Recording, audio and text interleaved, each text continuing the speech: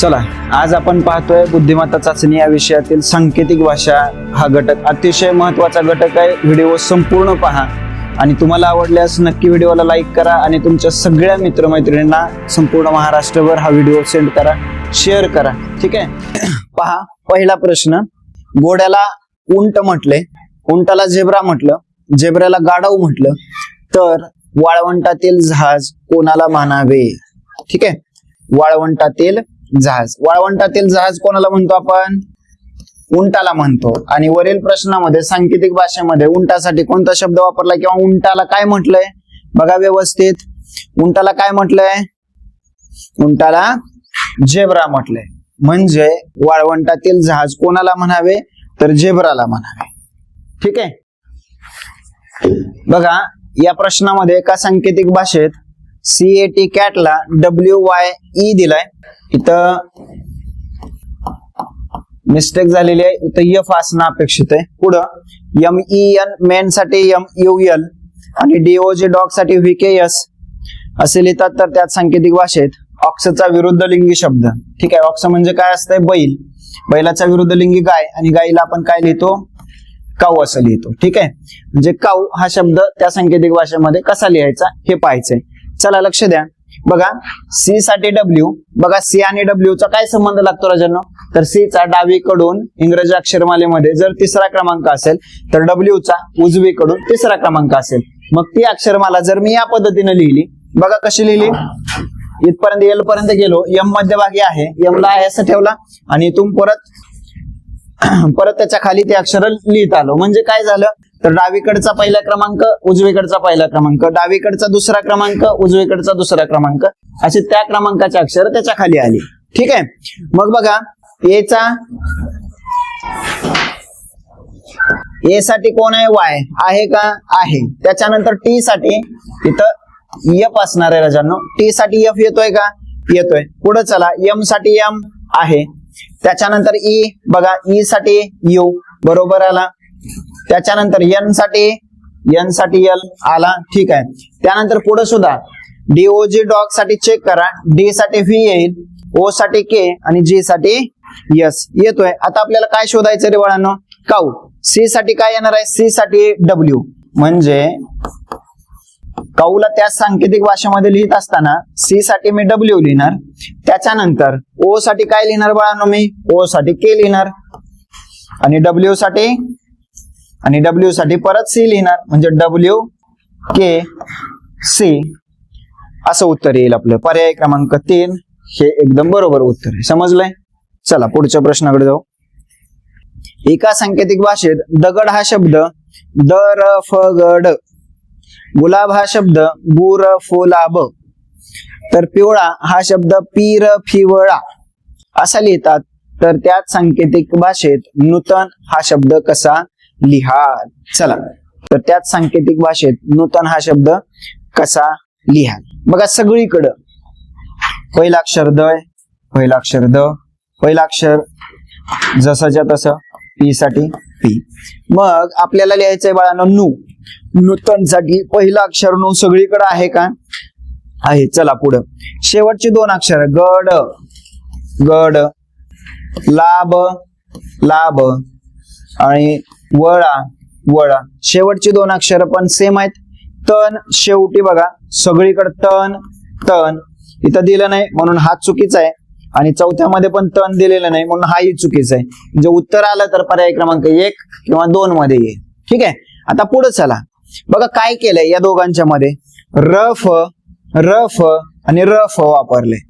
पण इथं उकार आहे म्हणून इथं फला उकार दिला. इथं वेलांटी आहे पला म्हणून इथं फला वेलांटी दिली. तसं नूतन मध्ये न ला दुसरा उकार आहे म्हणजे तिथं फला उकार येणार आहे. ठीक आहे. र फ दिलाय, उकार अपेक्षित होता म्हणून उत्तर आपलं पर्याय क्रमांक 2 येणार. पर्याय क्रमांक 1 चुकीचं आहे. चला समजलंय? पुढच्या प्रश्नाकडे जाऊ.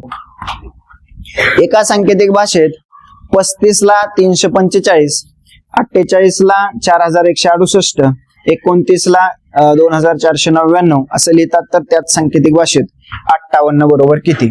थोडस व्यवस्थित लक्ष द्या. 35 ला 345 लिहिलंय. 48 ला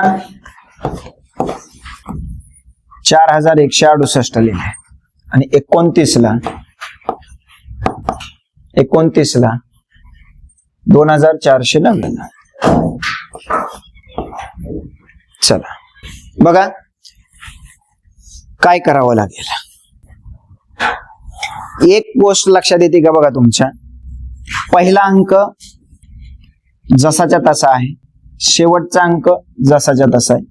पहिला 4 आहे असा, 8 आहे असा, 2 आहे असा, 9 आहे असा. आता हे 4, 16, 49 यांच्याकडे बघितल्यानंतर काहीतरी क्लिक व्हायला पाहिजे. काय आहेत? 4, 16, 49 कसल्या संख्या आहेत? वर्ग संख्या आहेत. मग 4 हा 2चा वर्ग आहे. कितीचा? 2चा वर्ग आहे. मग 2चा आणि या संख्येचा काहीतरी संबंध असला पाहिजे. उगीच फक्त 2च का घेतला इथं? 3, 4, 5 त्यांना काय सापडले नाही का? फक्त 2च का घेतला? तर 2चा आणि या 35चा काहीतरी संबंध जोडला इथे. काय संबंध जोडला?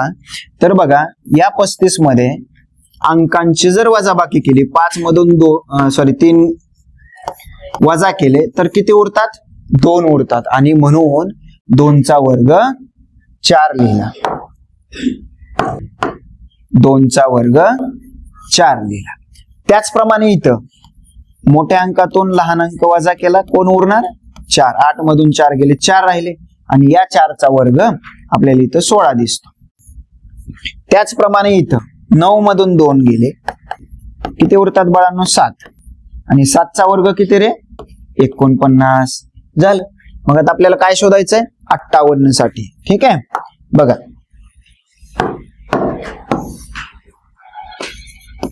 58 आपलं ठरलंय. पहिला अंक जसाच्या तसा, शेवटचा अंक जसाच्या तसा. मध्यभागी काय करायचंय? काय करायचं सांगा?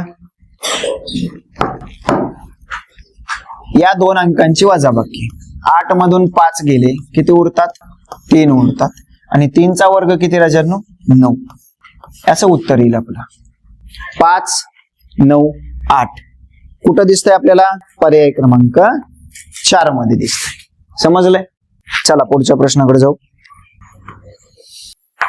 मधमाशीला मुंगी म्हटलं, मुंगीला नाग म्हटलं, नागाला चिमणी म्हटलं आणि चिमणीला कोंबडी म्हटलं, तर वारुळात कोण राहतो? वारुळात कोण राहतात? मुंग्या राहतात. वारुळात कोण राहतं? मुंगी. आणि या सांकेतिक भाषेमध्ये मुंगीला काय म्हटलंय बघा? मुंगीला नाग म्हटलंय. कोण? नाग. म्हणजे वारुळात कोण राहणार आहे? सांकेतिक भाषेनुसार नाग राहणार आहे. पर्याय क्रमांक 1. समजलंय? चला पुढच्या प्रश्नाकडे जाऊ. एका सांकेतिक भाषेत 25 ला 532 लिहिलं, 57 ला 725 आणि 34 ला 413. तर त्याच सांकेतिक भाषेत 14 ही संख्या कशी लिहाल? चला 25 ला 532 लिहिलं, 57 ला 725 लिहिलंय आणि 34 ला 413. बघा किती छान प्रश्न आहे. मगाशी काय केलं होतं? तेच अंक वापरले होते. आताही तेच अंक. हा 2 सुरुवातीचा आहे, इकडे शेवटी नेला. 5 सुरुवातीचा, शेवटी घेऊन गेले. 3 सुरुवातीचा, शेवटी नेला. 5 सुरुवातीला होता, शेवटी होता इथं पहिल्यांदा आणला. इथं 7 आणि हे 4. ठीक, इथपर्यंत क्लिअर झालं. मग आपल्याला काढायचंय 14 साठी. म्हणजे 4 सुरुवातीला लिहावा लागणार आणि 1 शेवटी लिहावा लागणार. बरोबर आहे? 4 सुरुवातीला आला पाहिजे. इथं आलाय का? नाही. तू शांत राहा म्हणायचं. आणि 1 शेवटी पाहिजे. आता दोन्ही मध्ये पण 1 शेवटी आलाय, इथं घोळ होईल. चला आता या 3चा काय संबंध आहे बघा. तर 25चा आणि 3चा संबंध आपल्याला जोडता आला पाहिजे. कारण काय, तर 3च का लिहिलं इथं? 4, 5, 6, 7, 8, 9 काही लिहू शकले असते ना. फक्त 3च का लिहिलं? तर या 25चा आणि 3चा त्यांनी काहीतरी संबंध जोडलाय.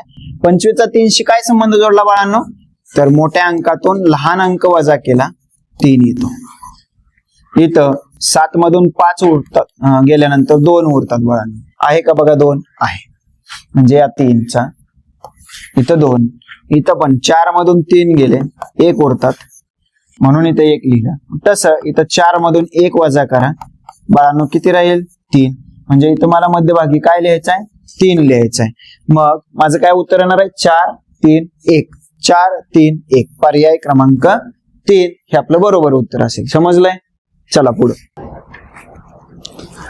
एका सांकेतिक भाषेत काऊ 274, कॅट 684 आणि वेट 825.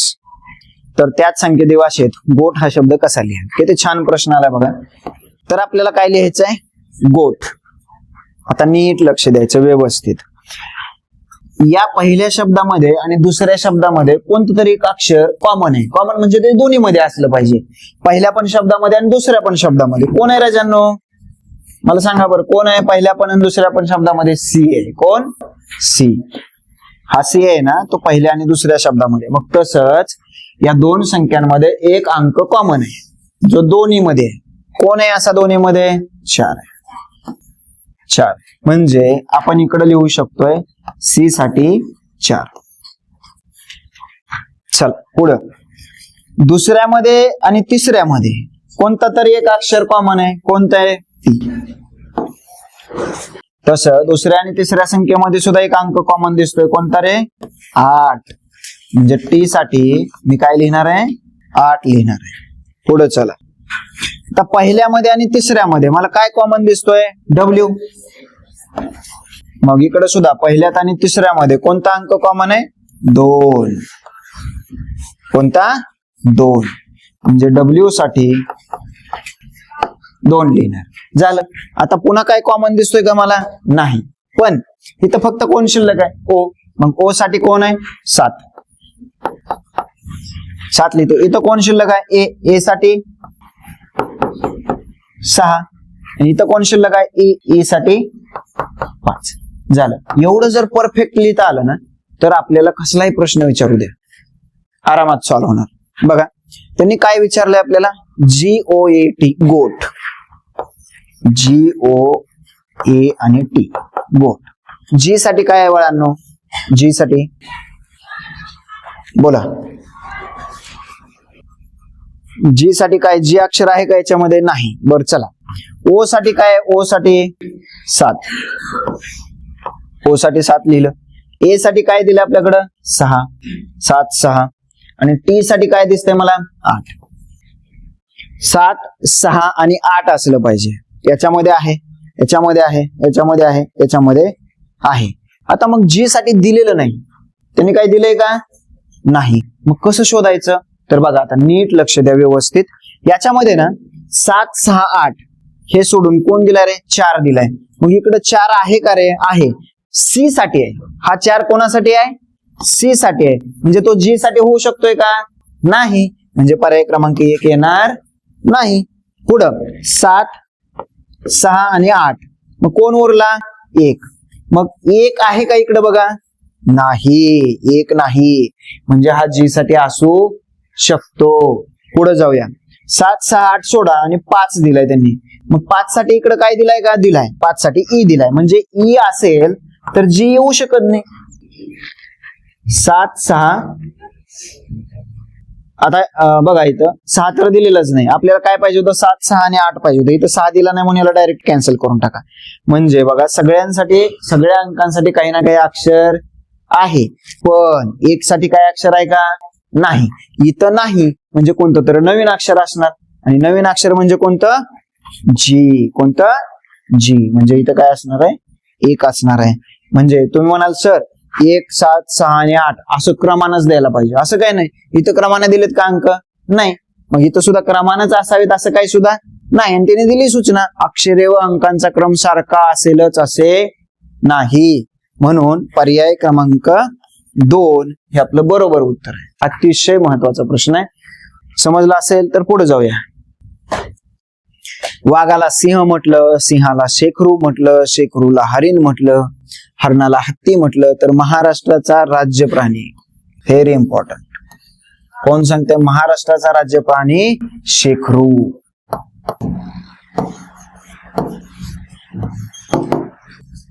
कोणता प्राणी आहे? शेखरू. आणि या सांकेतिक भाषेमध्ये शेखरूला काय म्हटलंय? बघा शेखरूला काय म्हटलंय? हरिण. काय म्हटलंय? हरिण. म्हणून उत्तर येणार आपलं हरिण. चला पुढच्या प्रश्नाकडे जाऊ. एका सांकेतिक भाषेत 723 बरोबर 6 दिलं, 392 बरोबर 9 दिलं, 418 बरोबर 5 दिलं असं लिहितात. तर 235 ही संख्या त्याच सांकेतिक भाषेत कशी लिहाल? 235. चल बघा, यात 723 चा 6शी काहीतरी संबंध आहे.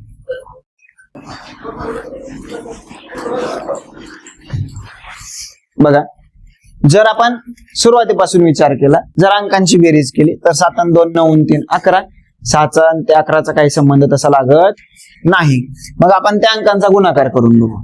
ठीक आहे, गुणाकार जर केला तर 7 दोन्ही 14 आणि 14 त्रिक किती बाळांनो? 42. मग पुन्हा ह्या 42 आणि 6चा काय संबंध लागतो का? लागतो. काय? तर या 4 ची आणि 2 ची जर आपण बेरीज केली तर 4 आणि 2 किती बाळांनो? 6. पुढे चला, या अंकांची बेरीज करा. 3 9 आणि 2. 3 9 27, 27 दोन्ही 54. मग 54 मध्ये 5 आणि 4 ची बेरीज किती?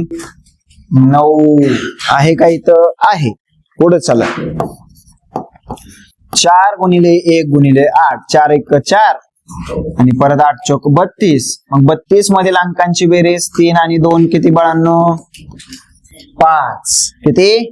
5 दिलंय. मग सेम तसं याचं सुद्धा करून घेऊ आपण. 2 गुणिले 3 गुणिले 5, 2 त्रिक 6, 6 पंचे 30 आणि 30 मध्ये पुन्हा अंकांची बेरीज करा. 3 अधिक 0 बरोबर 3. म्हणजे याचं उत्तर येणार माझं 3. समजलंय? पर्याय क्रमांक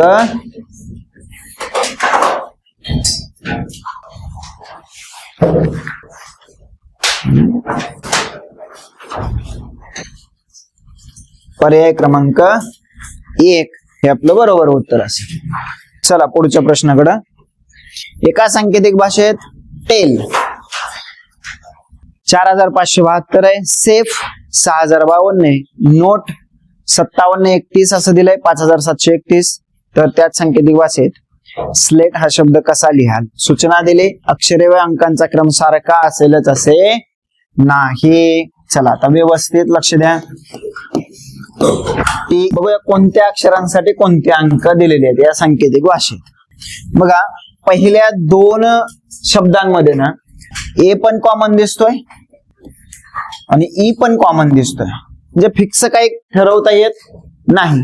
पण तिसऱ्या शब्दामध्ये पुन्हा ई दिलाय, म्हणजे ई हा पहिल्या शब्दात आहे, दुसऱ्यात आहे आणि तिसऱ्यात सुद्धा आहे. मग असा अंक शोधा जो तिन्ही संख्यामध्ये असेल. बघा कोणता आहे? 5, जो तिन्ही मध्ये आहे. बरोबर. म्हणून ई साठी काय येणार बाळांनो? 5 येणार. पुढे चला, आता उरला ए. पहिल्या आणि दुसऱ्या शब्दामध्ये ए उरला. मग दुसरा कोणता अंक कॉमन आहे? बघा 2. बघा ए साठी कोण? 2 असेल. पुढे चला, पहिल्या आणि तिसऱ्यामध्ये तुम्हाला दिसतंय का? बघा टी कॉमन दिसतोय आपल्याला. टी पहिल्या आणि तिसऱ्यामध्ये. मग पहिल्या आणि तिसऱ्यामध्ये कोणता अंक आहे? 7 हा अंक कॉमन आहे. म्हणून टी साठी 7 लिहूया. पुढे चला, बघा व्यवस्थित लक्ष दिलं तर आपल्या लक्षात येईल इथं एकच उरला एल. मग एल साठी उरलेला एक अंक लिहून टाकू. कोणता? 4. कोणता? 4. चला आता राहिला यस आणि यफ. यस आणि यफ साठी काही कॉमन दिसत नाही. मग यस आणि यफ साठी मला हे 2 अंक ग्राह्य धरावे लागतील. एक तर 6 असू शकतोय किंवा 0 असू शकतोय. पुढं एन आणि ओ साठी सुद्धा तसंच करावं लागेल. एन आणि ओ साठी एकतर 3 असू शकतो किंवा 1 असू शकतो. याचा अर्थ काय? एस साठी 6 असेल, 0 असेल, किंवा एफ साठी 6 असेल किंवा 0 असेल, कोणताही एक असू शकतो. चला प्रश्नाकडे जाऊया. तर आपल्याला कोणता शब्द पाहिजे? स्लेट, SLAT आणि E. चला लक्ष द्या, याच्यामध्ये ना E साठी आपल्याकडे काय आहे रे बाळांनो? 5 आहे. E साठी काय आहे? 5 आहे. त्याच्यानंतर T साठी आपल्याकडे 7 आहे, 7 लिहिलं मी. A साठी आपल्याकडे 2 आहे, 2 लिहिलं. L साठी आपल्याकडे 4 आहे, 4 लिहिलं. मग S साठी आपल्याला माहिती नाही, S साठी माहिती नाही. S साठी 6 पण येऊ शकतोय आणि 0 पण येऊ शकतोय, पण 4 2 7 5 पाहिजेच. तर 4 2 पाहिजे, 4 पाहिजे होतं की नाही? आहे का इथं? नाही. 4 2 7 5 2 आहे का इथं? नाही. याला कॅन्सल करून टाका. 4 2 7 आणि 5 इथं आहे.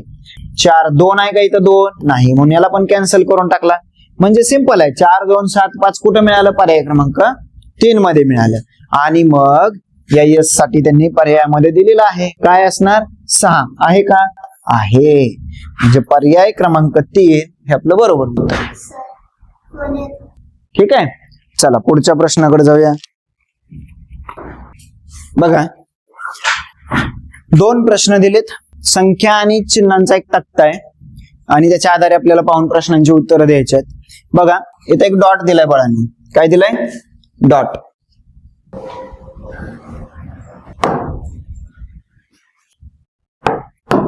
चला, इथे डॉट दिलाय, अधिक, इथं अधिक दिलाय.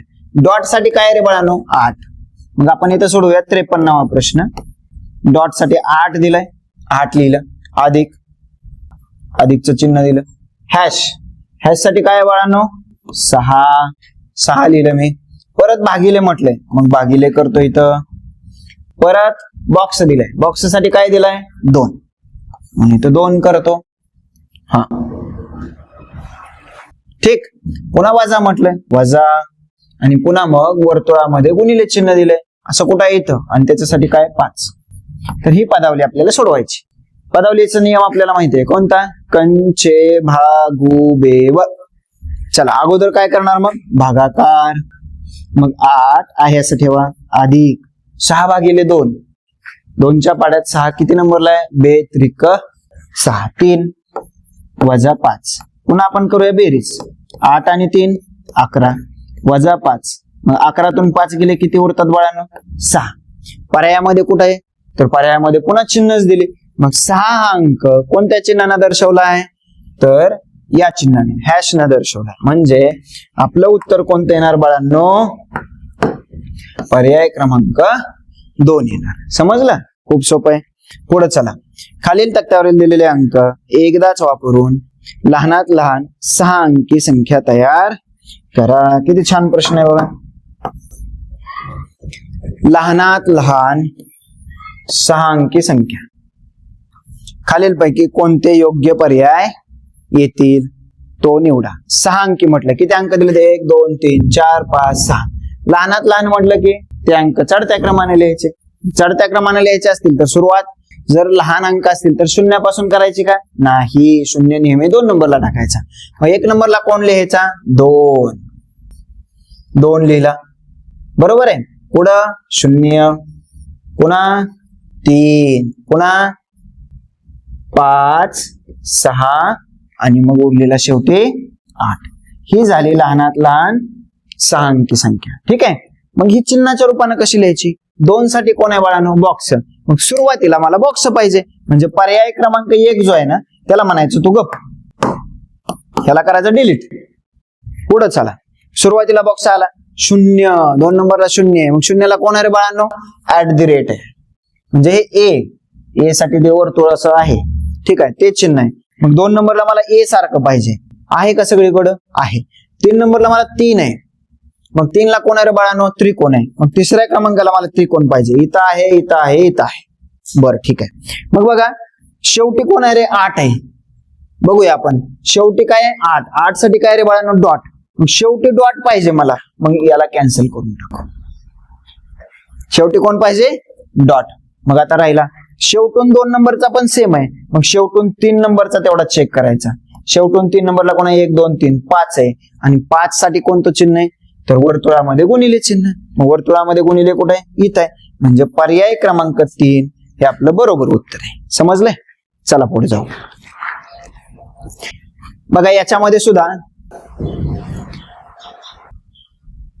वरील सारणीतील शब्दातील अक्षर आणि चिन्ह यांचा क्रम सारखाच असेल असे नाही, हे लक्षात घेऊन प्रश्न क्रमांक 66 व 67 ची उत्तरे पर्यायातून निवडा.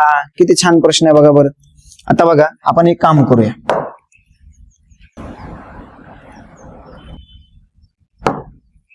इथं सोडवायचा प्रयत्न करू. चला, तिन्ही शब्दामध्ये कॉमन अंक कोणता आहे? BUT. टी कॉमन आहे का तिन्ही मध्ये? बघा बरं, आहे की नाही? बघा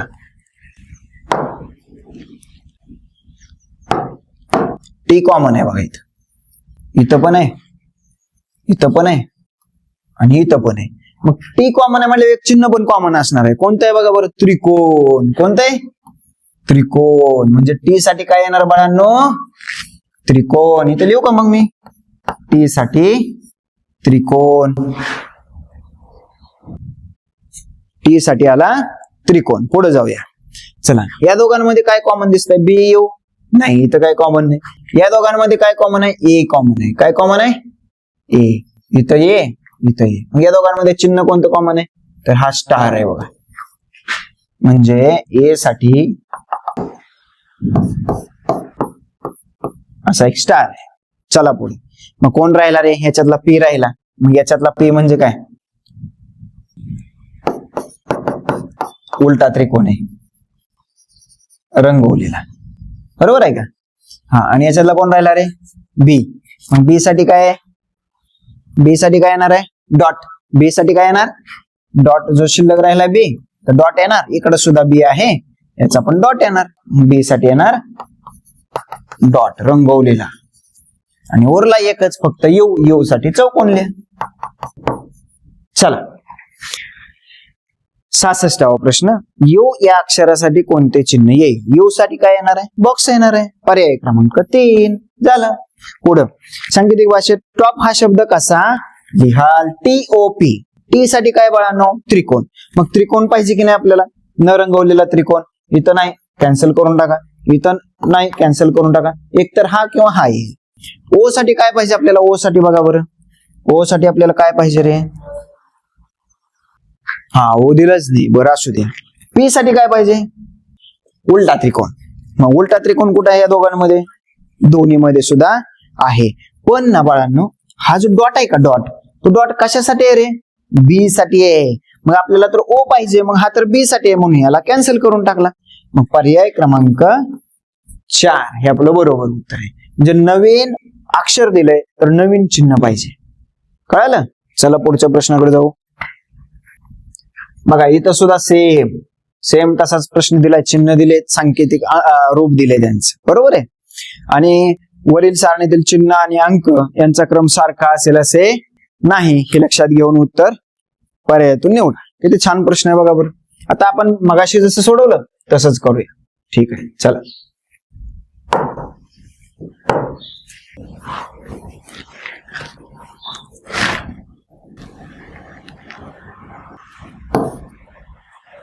बघा, चौकोन आणि त्याच्यामध्ये अधिक चिन्ह मला कुठं कुठं दिसतंय रे बाळांनो? इथं दिसतंय आणि इथं दिसतंय. मग पहिल्या आणि तिसऱ्या चिन्ह समूहांमध्ये एक अंकही कॉमन आहे. कोणता आहे सांगा बरं? बोला बरं तुम्ही. कोणता अंक आहे सांगा बरं? कोणता आहे?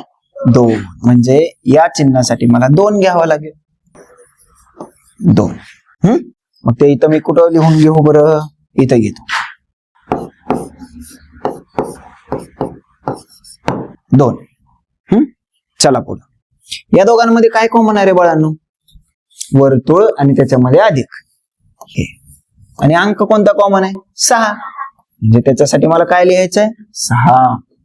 वर्तुळामध्ये अधिक चिन्ह, त्याच्यासाठी मी काय लिहिणार? 6 लिहिणार. पुढं आता एकच राहिला, हा त्रिकोण. त्याच्यासाठी काय लिहायचं सांगा? शिल्लक राहिला तो 5 लिहून टाकला, संपला याचा विषय. या दोघांमध्ये काय कॉमन आहे? स्टार कॉमन आहे. अंक 9 कॉमन आहे. म्हणजे स्टार साठी काय? 9. स्टार साठी 9 आहे. पुढं राहिला कोण?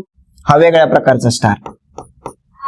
त्याच्यासाठी 8 आणि इकडे डॉट साठी काय उरला रे 3 डॉट साठी काय उरला 3 उरला समजलंय सगळ्यांना आता प्रश्न बघा स्टार त्रिकोण चौकोन या चिन्हांसाठी कोणते अंक येतील आता इथं जो स्टार दिलाय का तो रंगवलेला आहे आणि इथं न रंगवता दिलाय ठीक आहे बर त्रिकोणामध्ये उभी रेष काय दिलं रे त्याच्यासाठी 5 या चिन्हासाठी काय दिला 2 5 2 पाहिजे आपल्याला इथं नाही कॅन्सल